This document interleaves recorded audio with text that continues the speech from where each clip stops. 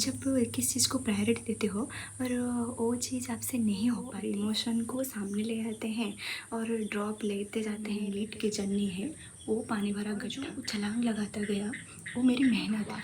उनका हालत इतना ख़राब हो जाता है कि वो दुनिया से ही पूरा कट करते, वो उससे गड्ढे में ही फंस के रह जाते हैं। Don't worry guys, this is not the end, this is the beginning. Hello जी, welcome everyone. I hope you are all doing great. How was your NEET exam? हाँ, किसी का एग्ज़ाम अच्छा हुआ होगा और किसी का नहीं। So don't worry guys, this is not the end, this is the beginning.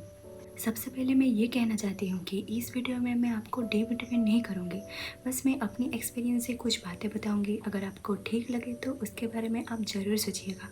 आप सभी ने तो नीट की सक्सेस स्टोरी तो बहुत सुनी होगी, कोई बिना ड्रॉप लिए या एक ड्रॉप में ही क्लियर कर लेते हैं, लेकिन मेरी जो स्टोरी है ना वो है फेल्यूर की स्टोरी।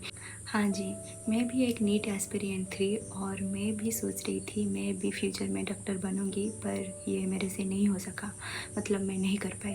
ड्रॉप लेने से पहले ना मैं भी सोचती थी कि मैं कर लूँगी, क्योंकि मैं हमेशा पढ़ती थी, पढ़ाई को प्रायोरिटी देती थी। मेरी लाइफ में ना पढ़ाई के अलावा कुछ नहीं चीज़ थी। मेरी सीटिंग इतनी स्ट्रॉन्ग थी कि मैं घंटों घंटा पढ़ती थी। 10th के बाद मैं हॉस्टल चली गई, वही मैं 11th और 12th कंप्लीट किया। हॉस्टल में भी मैं बहुत पढ़ाई करती थी। उसके बाद मेरी 12th ख़त्म होने के बाद मैं तुरंत, मतलब 1-2 दिन में ही मैं कोचिंग ज्वाइन कर ली थी नीट के लिए। तो फिर ये हुआ ना, मेरे जो 12th में रिजल्ट आई उसमें सबसे ज़्यादा फिज़िक्स का था, मतलब 97 था, और मैथ में 95 एंड केमिस्ट्री और बायो में भी 90 के ऊपर थी। तो मैं भी ये सोचने लगी कि हाँ, मेरे से क्यों नहीं हो सकेगा, और मैं तो मतलब अच्छी पढ़ती हूँ, तो फिर मैं क्यों नहीं कर पाऊँगी। ये होता है ना, आप हमेशा जब किसी चीज़ को प्रायोरिटी देते हो और वो चीज़ आपसे नहीं हो पाती, तो फिर आप ना खुद को कोसने लगती हो कि मेरे से कुछ नहीं हो पा रहा है, मैं कुछ नहीं कर पाऊँगी ज़िंदगी में, मैं आगे नहीं बढ़ पाऊँगी, शायद मेरे लिए ये काम नहीं ठीक है, शायद मैं ये ज़िंदगी में गलत है, मतलब शायद इस ज़िंदगी मेरे को गलती से मिल गई, मैं कुछ नहीं कर पाऊँगी। या दिमाग में हज़ारों चीज़ आ जाती है। तो ये भी मेरे साथ हुआ और मैं भी उसको कंट्रोल की। उसके बाद मैं आगे बढ़ी और आज मैं कुछ नहीं बनी, मैं सेकेंड ईयर में ही हूँ, मतलब मैं अभी इंजीनियरिंग कर रही हूँ, इंजीनियरिंग के सेकेंड ईयर में मैं हूँ अभी। बात ये है कि जब मेरी 2 ड्रॉप लेने के बाद भी मेरी एग्ज़ाम क्लियर नहीं हुई, तभी मैं मेंटली इमोशनली बहुत वीक हो गई थी। मतलब मुझसे कोई भी डिसीज़न नहीं ले जा पा रही थी। मतलब ऐसा हालत था कि मेरे घर पे मेरे पेरेंट्स ने बोल दिया कि और ड्रॉप नहीं ले सकोगी, और सही भी थी। पर उस टाइम ना मैं इमोशनली सारी चीज़ को समझती थी, मतलब इमोशनली सोचती थी। तो मैं उस वक्त गुस्सा हो गई कि क्यों मेरे से हो पाएगा, मैं इस साल नहीं हुई, क्योंकि 2025 में शायद मेरा थोड़ा तबीयत ख़राब हो गया, इसलिए मैं सिलेक्शन होते होते मैं रह गई, और 2025 में पेपर ही ऐसा आ गया तो नहीं हो पाई मेरे से, शायद मैं उस लेवल की प्रैक्टिस नहीं की थी। तो ये हमारे अंदर ना हमेशा रह जाते हैं, हम ईगो को और इमोशन को सामने ले आते हैं और ड्रॉप लेते जाते हैं। कोई भी चीज़ हम दिमाग से उस वक्त नहीं सोचते। मेरे साथ भी वही हुआ, मैं भी इमोशनली मेंटली बहुत वीक थी, तो मैं भी डिसीज़न नहीं ले पा रही थी। तो फिर क्या, रोती जाती थी, हमेशा दिन भर रोती ही रहती थी। फिर एक दिन ऐसा आया कि जेईई की काउंसलिंग आई, फर्स्ट वो जेईई की काउंसलिंग आया था, तो इसलिए मैं इंजीनियरिंग की काउंसलिंग कर दी। फिर मैं भी नहीं की, मेरी फ्रेंड ने वो करवाई थी। मुझे कुछ नहीं पता था, इंजीनियरिंग का ई तक भी पता नहीं था। तो फिर ये हुआ कि वो बोला कि तू तो नीट में ही जाएगी, और मुझे इंजीनियरिंग का कुछ नहीं पता था, कोडिंग भी नहीं आता था, कुछ भी नहीं पता था। तो उसने बोला कि ऐसे ऐसे करके बायोटेक भी एक है, तू ले ले। तो मैं भी ले ली। वो एक लंबी कहानी है, बाद में बताऊँगी। तो फिर अभी मेन टॉपिक पे आते हैं।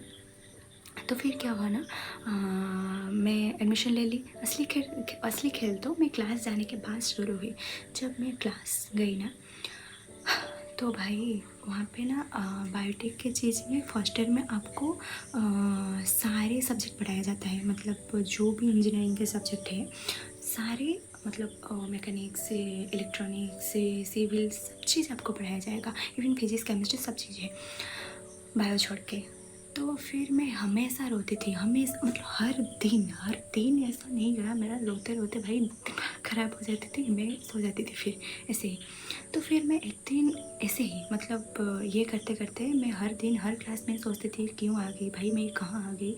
मैं शायद उस वक्त नहीं हुआ था, मतलब MBBS का मतलब काउंसलिंग जो ना उस वक्त शुरू हुई थी शायद। मैं सोच रही थी मैं चली जाऊँ, मैं यहाँ पे नहीं करूँगी, BDS जो भी मिलता है चली जाऊँ। पहले से मेरा सेटअप था कि मैं MBBS ही करूँगी और कुछ नहीं करूँगी। तो फिर क्या हुआ ना, मैं हर दिन रोती थी। फिर एक दिन ऐसे ही पता नहीं कैसे मैं पढ़ रही थी एक मतलब एक क्या, और जो फ़ोन में नहीं आता है साइड में न्यूज़ टाइप, उसे पढ़ रही थी मैं। उसमें जो फैक्ट है ना, उसमें शायद कुछ लिखा था, मैं उसको पढ़ने लगी। तो उसमें लिखा हुआ था कि एक मेंढक के कहानी के बारे में। ओके, तो उसमें था कि एक मेंढक एक गड्ढे भरे पानी में गिर गया। ओके, देन उसमें क्या हुआ ना, वो मेंढक वो पानी भरे गड्ढे में छलांग लगाते गई। फिर क्या हुआ, एक दिन जब उसकी बारी आई, सही में बारी आई उसको छलांग लगाने की, तो वो नहीं लगा पाई। क्यों? फिर क्या होगा, उसका मर गया, वो उसके अंदर ही मर गया। तो मैं इस चीज़ को ना मेरे साथ कंपेयर करने लगी कि शायद मेंढक मैं हूँ, और जो मेरी नीट की जर्नी है वो पानी भरा गड्ढा, और जो छलांग लगाता गया वो मेरी मेहनत है। ओके, देन जो उस लास्ट टाइम मतलब रिजल्ट और उसके बाद की लाइफ। ओके, हम अपने सारे टाइम पढ़ाई को देते हैं, बहुत मेहनत भी करते हैं। नीट के जर्नी में हम अपने आप को दुनिया से अलग कर लेते हैं, और जब एग्ज़ाम क्लियर नहीं होता तब हमारी हालत मेंढक की जैसे हो जाती है एक्चुअली में। क्योंकि आपको पता है क्या, हम जब सही में मेहनत करते हैं ना एक चीज़ के लिए, जब भी दिल से हमें उस चीज़ हमें नहीं मिलता है, तो हम ना ऐसे हो जाते हैं कि जैसे हमारा सब कुछ चला गया, लाइक मेंढक के जैसा। देखो वो जब हम ना हमारे प्रिपरेशन के टाइम में सारे एनर्जी लगा दिए, जब असली बारी आई, मतलब जो भी देखो, जो जिसका हो गया तो हो गया, मतलब जिसका MBBS में एडमिशन हो गया या कोई चीज़ में जो जहाँ चाहता है उसका एडमिशन हो गया, तो वो तो खुश रहा, मतलब वो चाहता था, वो उसका हो गया, तो उसका कोई भी इससे मतलब नहीं है। पर जिनका नहीं हुआ उनका हालत इतना ख़राब हो जाता है कि वो दुनिया से ही पूरा कट आउट कर लेते हैं उसी तरह। क्योंकि वो ना अपने सारे मेहनत, सारी ज़िंदगी नहीं, मतलब वो अपने सारी मेहनत, सारी इमोशन, सारी चीज़ ना वो इन सालों में दे देते हैं, मतलब पढ़ाई को और मेडिकल क्लियर करने के लिए नीट एग्ज़ाम को दे देते हैं। जब उनकी नहीं होती तो वो ऐसे ही रिएक्ट करते हैं, मतलब जैसे कि उनका कुछ नहीं है, सब चला गया है। जो लोग क्लियर कर लेते हैं उनके लिए तो बहुत अच्छी बात है, लेकिन जो नहीं कर पाते वो उससे गड्ढे में ही फंस के रह जाते हैं, क्योंकि उन्होंने अपनी सारी एनर्जी वहीं पे ही ख़त्म कर दी है। उनके पास फिर कुछ नया शुरू करने के लिए एनर्जी ही नहीं बचती, क्योंकि हमारे माइंड में तो पहले से ही सेटअप होता है ना कि हमको मेडिकल ही करना है। तो जब वो नहीं हो पाती तो कुछ भी अच्छा नहीं लगता। और एक चीज़, जब हम ड्रग लेते हैं ना, अपने बारे में कुछ नहीं सोचते, लिटरली कुछ भी नहीं सोचते, हम बस ना अपनी पढ़ाई को ही प्रायोरिटी देते हैं और खुद को ही भूल जाते हैं हम कौन है, कहाँ से आए, सब चीज़। लिटरली जो बच्चा मेहनत करता है ना उसका फल उसे नहीं मिलता है, लिटरली उसको ऐसे ही फील हुआ होगा। और फाइनली में जब हमारी एग्ज़ाम क्लियर नहीं हो पाती तो हमारे पास बुक और नॉलेज के अलावा कुछ नहीं बचती, लिटरली कुछ नहीं बचती।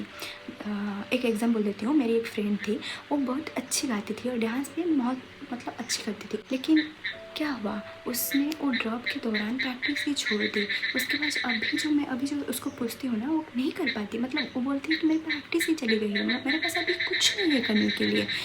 तो बस मैं आपसे इतनी ही कहना चाहती हूँ कि अगर आप ड्रॉप लेने के बारे में सोच रहे हैं तो सिर्फ ये मत सोचिए कि एक और चांस मिल जाएगा। ये भी सोचिए क्या आप मेंटली और जर्नी के लिए रेडी हैं या नहीं। क्योंकि ये जो एग्ज़ाम है ना सिर्फ एक कॉलेज में एडमिशन लेने के लिए है, इसके बाद भी ज़िंदगी में बहुत पढ़ाई और बहुत सारी अपॉर्चुनिटी बाकी है। इसलिए जो भी डिसीज़न लीजिए ना थोड़ा सोच समझ कर, दिल से नहीं दिमाग से सोचिए और इमोशन को साइड में रखिए और ज़रा सोचिए क्या आप कर सकते हैं या आपने मेंटली इमोशनली स्ट्रॉन्ग हैं या सही है तो आप लीजिए। अदरवाइज़ आपको जो भी सही लगे ना आप कीजिए, क्योंकि ये आपकी ज़िंदगी है, आपको ही बहुत कुछ करना है। Thank you.